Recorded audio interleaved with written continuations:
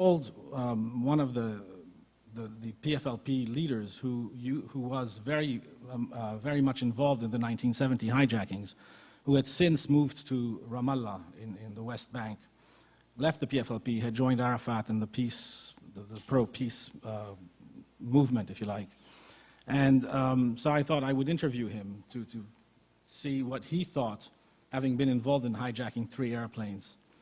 And I had known him when he was in Beirut as the spokesman of the PFLP. And he screamed down the phone at me, and he said, "These people are animals. They are animals. They are terrorists." And it got me thinking that this is really a changing point in the whole process, that you have 2 different kinds of terrorists, quote unquote. You've got the negotiable terrorists and those that cannot be those with whom you cannot negotiate.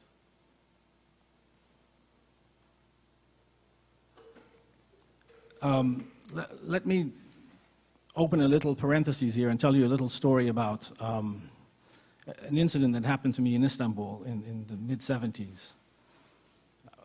There was a major demonstration on May Day, May 1st, which turned violent and about 30 people died.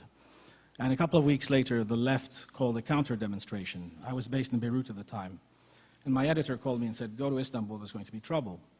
So I went off to Istanbul, and I was standing in the main square at Taksim Square, when this young Turkish journalist comes up to me and starts chatting. And he only spoke Turkish and a few words of English, a few words of French, and a few words of Arabic.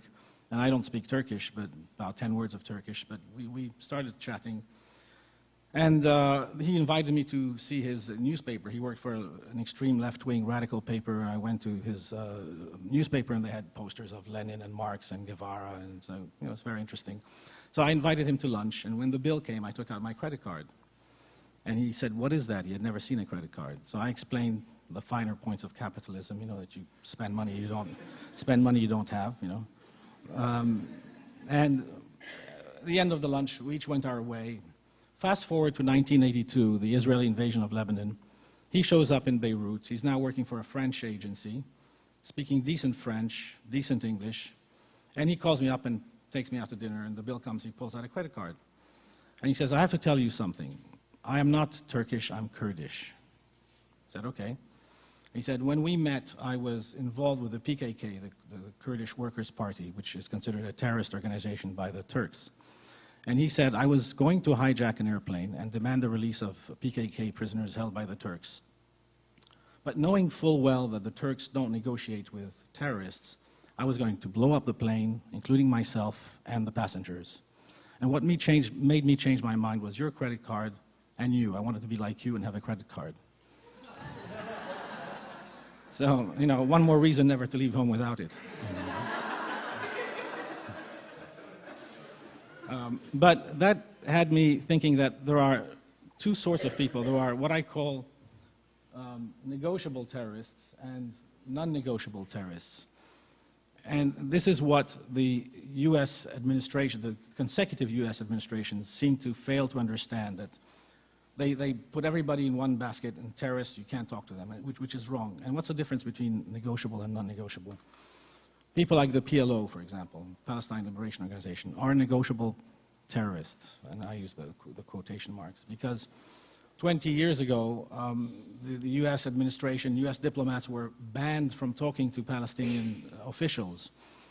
They would talk to Algerians who would talk to the Palestinians and back and forth. And as a result, we lost a lot of time, and precious time. And we don't have time in the Middle East. We're running out of time because the conflict is getting worse and worse and more violent. And what began as a conflict over real estate has now turned into a battle of religion. And when you bring God into any discussion, it becomes much more complicated.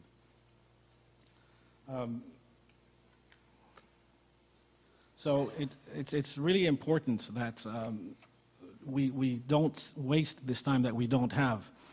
One thing I learned here when I was at Royal Roads in conflict resolution is we do an exercise called the helicopter perspective, where you hover over, I think it was Professor Cran who taught me that. No?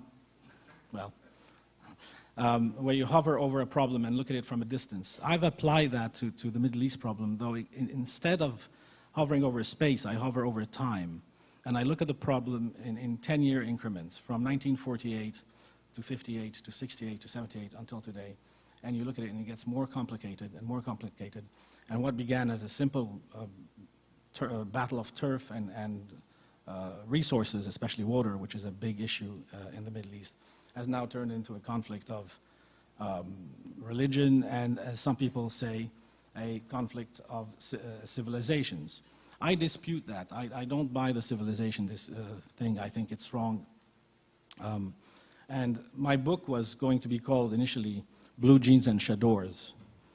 And after I mentioned that to about 5 people who didn't know what a chador was, I said, okay, for that, so much for that idea. But the reason I had chosen blue jeans and chadors was because they are both symbolic. Blue jeans helped bring down the Iron Curtain.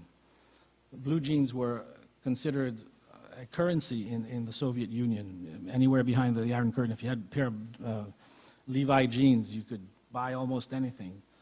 And it was symbolic that everybody who was behind the Iron Curtain wanted the blue jeans, and it helped bring about, in a way, the demise of the Soviet Union, in a small way, but it played a significant role. The chadors, on the other hand, played, again, a symbolic change in a revolution, but in the opposite direction. In Iran, for example, where women are obliged, and in Afghanistan are obliged to wear the chador.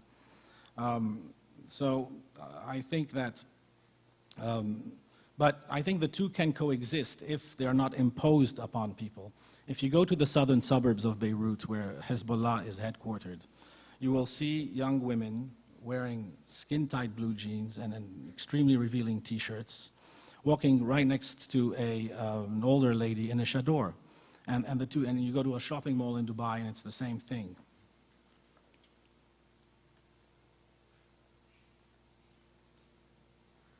So,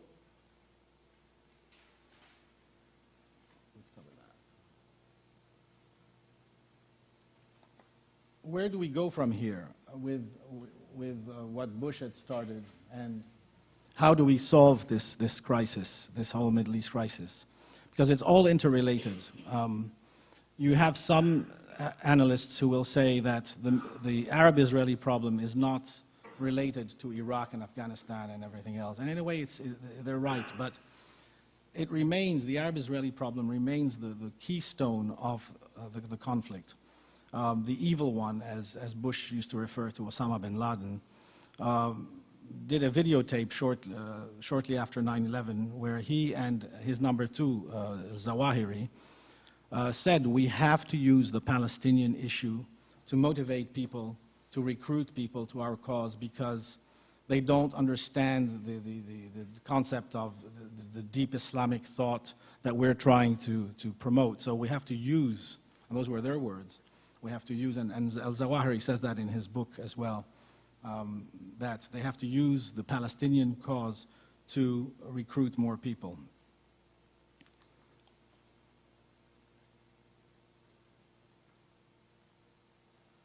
There are 3 points that are paramount to advancing the Middle East process. The first is, how hard can Obama come down on Israel in getting them to accept U.S. guarantees for their security?